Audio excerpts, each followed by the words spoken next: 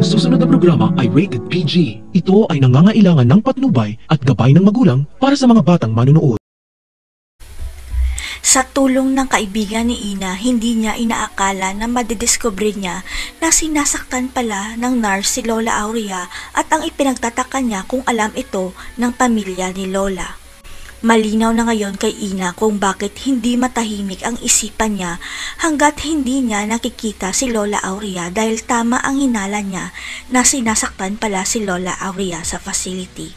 Gustong tulungan ni Ina si Lola Aurea na makalabas sa facility, kaya lang hindi siya pinaniwalaan ng pamilya ni Lola Aurea kaya si Ina na ang kikilos para mailigtas si Aurea. Pero si Johan may pagdududa sa kalagayan ni Lola Aurea sa facility na sinasaktan siya doon kaya lang wala siyang magagawa kung si Joanna na ang magdedesisyon.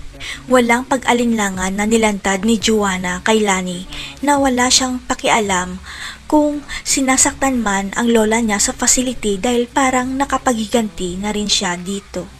Ang hindi alam ng lahat, may tinatagong sekreto si Joanna kaya nasabi niya na wala siyang pakialam kay Lola Aurea kung nahihirapan na ito o kaya mawala na ito sa mundo.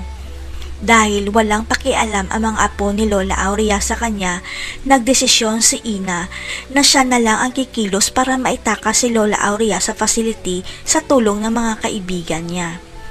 Habang si Lola Aurea marunong na rin lumaban kay Patty dahil alam na niya ang plano ni Lani na gusto siyang mawala na kaya pinapainom siya ng gamot na pampabaliw.